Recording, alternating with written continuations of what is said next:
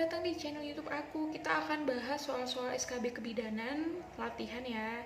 Mungkin teman-teman sudah banyak berlatih, tapi kita mau bahas sama-sama. Ini tuh aku ambil soal-soal yang menurut aku dulu waktu CPNS 2018 itu masuk di soal SKB-nya. Jadi ada kemungkinan tipe-tipe jenis soal begini tuh masuk atau yang mirip atau tetangganya begitu. Jadi kita harus kupas tuntas karena itu jadwal SKB sudah keluar. Kalau teman-teman dulu waktu terhalang COVID masih agak santai belajarnya, sekarang itu harus lebih getol lagi karena mungkin yang teman-teman pelajari sebelum COVID itu bisa jadi lupa sekarang gitu. Jadi harus kita refresh lagi, harus getol lagi karena ini tuh selangkah lagi dan selangkah itu sangat berat begitu. Ini tuh menentukan masa depan teman-teman seumur hidup teman-teman. Jadi jangan lengah. Oke, langsung aja kita ke soal nomor 1. Buat teman-teman mungkin yang sering belajar sudah tahu ya cara menjawab soal, yaitu langsung ke pertanyaannya, lalu langkah berikutnya langsung ke pilihan jawabannya tetapi bacanya hanya sekilas, lalu ketiga cari kata kunci dari setiap soal. Oke, kita langsung masuk ke pertanyaan pertama. Berapakah kemungkinan TFU ibu jika menggunakan sistem McDonald? Berarti McDonald ini adalah mengukur tinggi fundus uteri untuk menentukan usia kehamilan dengan menggunakan pita senti. Nah, untuk McDonald sendiri, kalau dikatakan mau menentukan TFU, langsung kita cari usia kehamilannya begitu. Jangan dibaca perempuan 29 tahun, anak ketiga, tidak pernah keguguran, itu tuh membuang-buang waktu. Jadi teman-teman langsung cari kalau TFU berarti ini berkaitan dengan pita senti dan umur kehamilan. Langsung aja 26 minggu, langsung cari kata kunci 26 minggu, TFU-nya berapa? Kalau di McDonald untuk menentukan TFU dan diketahui usia kehamilannya itu ditambah 2. Sedangkan dibalikan, kalau misalnya diketahui TFU-nya tapi yang mau ditanya itu umur kehamilannya, maka TFU-nya itu dikurang 2. Berarti ini 26 minggu menggunakan sistem McDonald berapa senti tambah 2 sama dengan 28 minggu. Sebenarnya untuk soal begini nggak kurang dari 30 detik sebenarnya bisa ya dijawab ya. Apalagi buat teman-teman yang sudah mahir sekali dalam membahas soal, tapi tekniknya harus tetap diperhatikan. Oke, kita lanjut ke pertanyaan nomor 2. Langsung ke pertanyaannya, apakah konseling yang bisa diberikan oleh bidan? Berarti ini terkait konseling pada kehamilan. Nah, ini langsung baca pilihan jawabannya secara sekilas saja. Oh, konseling untuk mengkonsumsi apa ya, begitu. Lalu langsung kita cari kata kunci. Tidak datang bulan sudah 3 bulan. Sudah 3 bulan berarti ini masih trimester awal ya.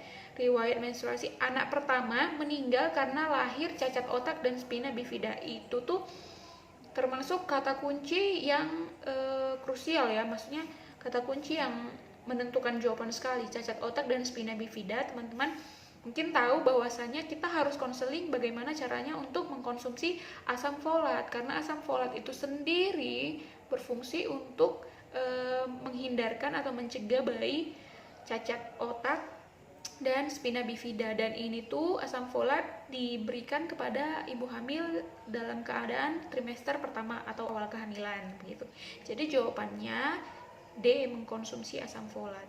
Dan ini tuh mungkin nggak nyampe juga ya 1 menit ya. Oke, langsung ke pertanyaan ketiga. Buat teman-teman yang mungkin ada share atau ada pengetahuan baru atau ada ilmu baru terkait soal-soal ini, boleh di-share ya, supaya teman-teman yang lain bisa tahu begitu. Ya, manfaatnya supaya sama-sama, mudah-mudahan sama-sama beruntung ya bisa jadi CPNS. Langsung ke pertanyaan nomor 3. Apakah diagnosa pada kasus di atas? Langsung lihat pilihan jawabannya. Oke, kita berarti bisa simpulkan ini tuh perdarahan pada hamil muda karena ada abortus dengan molanidapidosa. Berarti kita mau lihat kata kunci di atas dari soal. Kita cari, aku sih langsung ke baca cepat ya, ini 19 minggu, langsung ke kata kunci, belum terjadi ekspulsi hasil konsepsi. Ini tuh di CPNS 2018 lalu SKB sangat banyak sekali ya soalnya. Jadi kita harus paham kata kunci, belum terjadi ekspulsi hasil konsepsi. Itu tuh tanda-tanda dari abortus imminens. Abortus imminens itu adalah masih abortus yang masih bisa diselamatkan. Artinya dia mungkin kata kuncinya porsionya belum membuka atau belum keluarnya jaringan, begitu. Itu kata-kata kunci dari abortus imminens. Imminens itu kayak awal-awal abortus dalam begitu, tapi masih bisa diselamatkan, dan itu tuh konselingnya biasanya hanya tirah baring atau bed rest total begitu. Nah, kalau misalnya ada biasanya kalau abortus yang insipien, biasanya itu kata kuncinya sedang terjadi ya, maksudnya porsionya membuka tapi hasil konsepsi masih ada begitu. Itu abortus insipiens. Sedangkan kalau kata kunci dari abortus komplit itu biasanya kata kuncinya itu ada jaringan yang keluar, jaringan sudah keluar. Kalau incomplete biasanya kata kuncinya itu masih ada jaringan yang tertinggal, masih ada. Kalau masih ada berarti sebagian keluar, sebagian apa, berarti incomplete, belum utuh. Sedangkan kalau perdarahan hamil muda lainnya itu kayak misalnya kehamilan ektopik ya, dia biasanya itu nyeri perut hebat dan itu keluar perdarahan begitu. Kalau mola hidatidosa biasanya itu diketahui umur kehamilannya, dan di di USG kayak ada mola hidatidosa itu kan hamil anggur ya begitu. Oke, lanjut. Jadi jawabannya adalah C, abortus imminens, karena belum terjadi ekspulsi.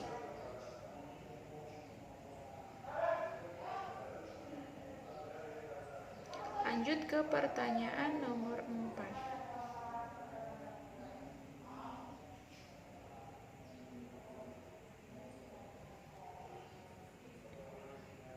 Bagaimana penata laksanaan yang tepat pada kasus di atas? Oke, ada MGSO 4, berarti ini berkaitan dengan kalau nggak preeklamsi, eklamsi. Langsung kita cari kata kunci. 36 minggu, kondisi tidak sadar diri dan mengalami kejang-kejang. Kalau mengalami kejang-kejang, itu otomatis sudah eklamsi. Nah, apa yang ditanya penata laksanaan yang tepat? Kita mau kaji satu-satu ya teman-teman ya. Misalnya yang A, kita mulai dari A, memasang infus dan dirawat di BPM. Ini menurut teman-teman bagaimana? Aku rasa sih ini nggak tepat. Kenapa? Karena dirawat di BPM, namanya eklamsi itu sudah tindakan kegawat daruratan ya, begitu. Dan nggak akan tepat sekali kalau dirawat cuma di BPM, begitu. Jadi opsi A kita silang, ke B, rujuk ke rumah sakit.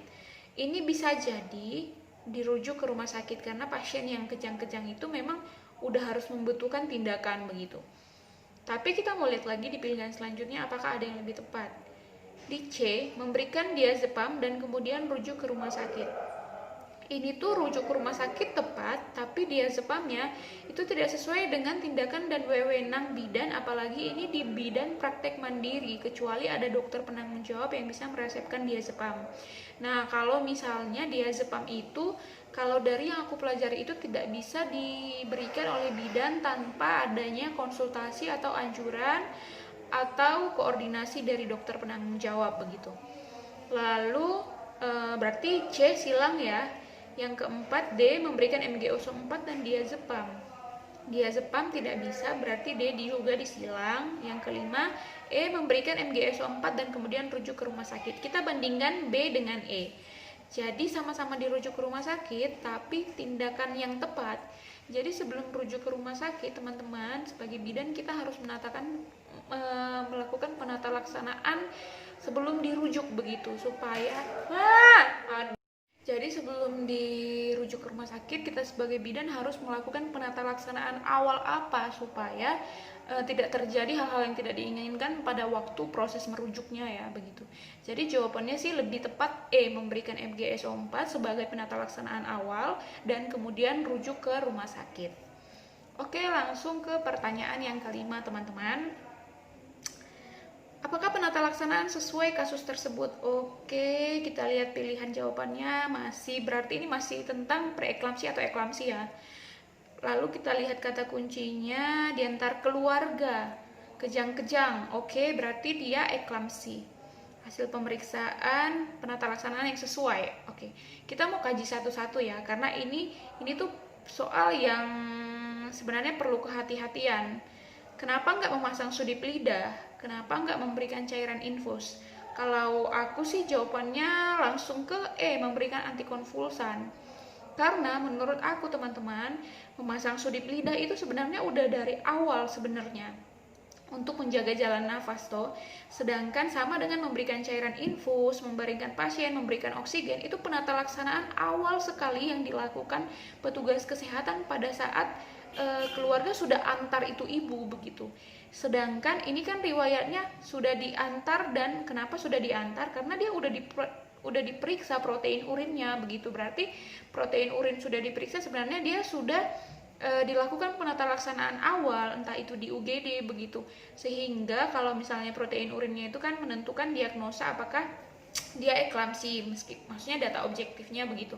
Nah, sedangkan kalau misalnya sudip lidah, cairan infus, sebelum dilakukan pemeriksaan protein urin itu tuh harus udah dilakukan begitu di UGD.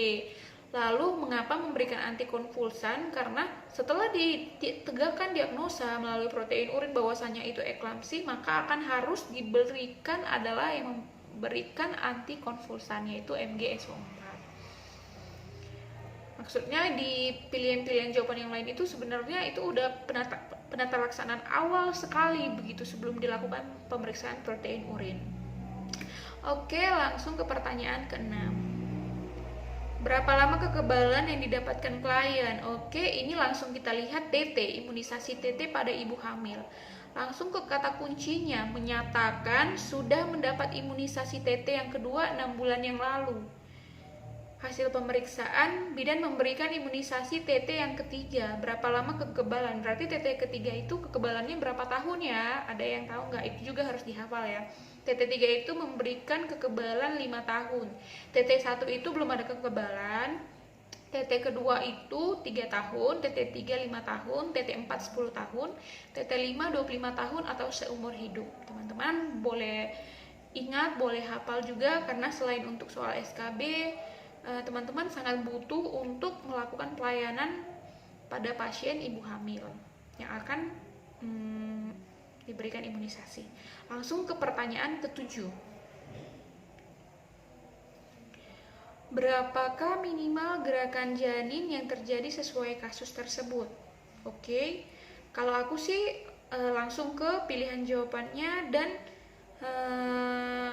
aku lihat kalau misalnya biasa ya, ibu hamil itu 10-20 kali dalam 24 jam.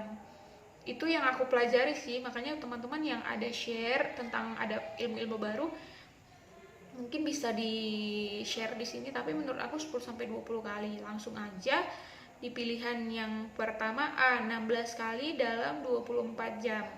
Oke, bisa jadi B, 10 kali dalam 24 jam. Ini tuh terlalu sedikit ya kalau 10 kali. C, 10 kali dalam 12 jam. Ini tuh bisa jadi, tapi udah hampir lewat-lewat ya. D, 12 kali dalam 24 jam. Ini terlalu sedikit. E, 20 kali dalam 12 jam. Ini tuh terlalu banyak. Kalau 24 jamnya aja udah 40 kali. Aku sih lebih memilih jawaban yang A. Dia antar tengah-tengah ya, 16-20, tapi dia di tengah-tengah dalam 24 jam begitu. Buat teman-teman, sekali lagi yang ada pengetahuan baru boleh di-share di kolom komentar.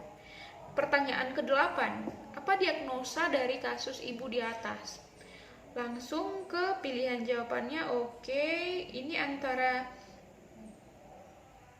plasenta, ini pilihannya banyak ya.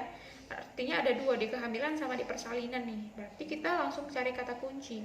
Hamil, berarti dia tentang kehamilan ya, hamil 28 minggu. Oke, hasil pemeriksaan langsung kayak sapu begitu, karena hasil pemeriksaan TD itu kan maksudnya nggak menunjang ke pilihan jawaban. Langsung ke kata kunci. Ibu mengatakan ada darah keluar dari jalan lahir, merembes, warnanya sedikit terang, dan ibu tidak merasakan nyeri. Oke, langsung infartu itu kita silang karena infartu itu persalinan, sedangkan yang ditanya kan masih kehamilan. Retensio plasenta juga silang karena itu terjadi pada persalinan, KPD juga terjadi pada persalinan. Nah, berarti pilihannya tinggal dua, solusio plasenta dengan plasenta previa. Teman-teman harus ingat kata kuncinya, kalau plasenta previa itu biasanya dia kata kuncinya darah yang keluar itu sedikit terang. Maaf agak sedikit berisik ya. Jadi darahnya itu agak sedikit terang dan ibu tidak merasakan nyeri. Itu kata kunci untuk plasenta previa. Bedakan dengan solusio plasenta, dia itu kata kuncinya biasanya darah yang keluar itu hitam pekat. Bukan hitam pekat ya, hitam maksudnya hitam banget gitu. Merahnya itu hitam banget gitu. Dan ibu merasakan nyeri perut yang sangat hebat. Itu bedanya solusio plasenta dengan plasenta previa. Kalau plasenta previa warnanya terang, nggak merasakan nyeri. Kalau solusio plasenta itu kebalikannya, solusio, tebal begitu. Maksudnya darahnya itu pekat banget dan itu merasakan nyeri begitu. Jadi jawabannya apa? Plasenta previa dong ya. Darahnya sedikit terang dan tidak merasakan nyeri, itu plasenta previa. Oke, lanjut ke pertanyaan nomor 9.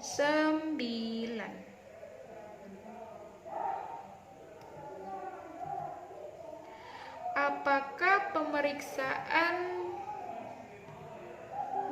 penunjang untuk menegakkan diagnosa? Oke, kita langsung aja ya kata kuncinya. 8 bulan mengeluh, mudah lelah dan pusing. Terus data objektifnya konjungtiva pucat. Oh, anemia nih ya. Berarti untuk menegakkan diagnosa anemia, apa yang harus kita lakukan? Ya, periksa HB.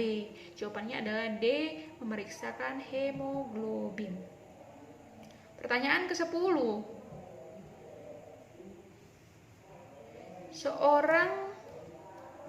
Langsung ke pertanyaannya. Kapankah jadwal kunjungan ulang sesuai kasus tersebut? Oke, ini tentang kunjungan ulang. Kita mau lihat dia umur kehamilannya, terkait umur kehamilan 34-35 minggu, ini berarti udah trimester akhir kehamilan ya, udah mau menjelang persalinan. Datang ke BPN tanggal 7 September. Oke, kapankah kunjungan ulang? Kapan kunjungan ulangnya?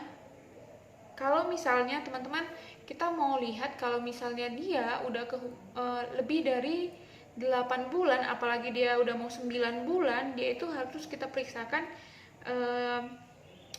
kontrol ulang itu sekali seminggu.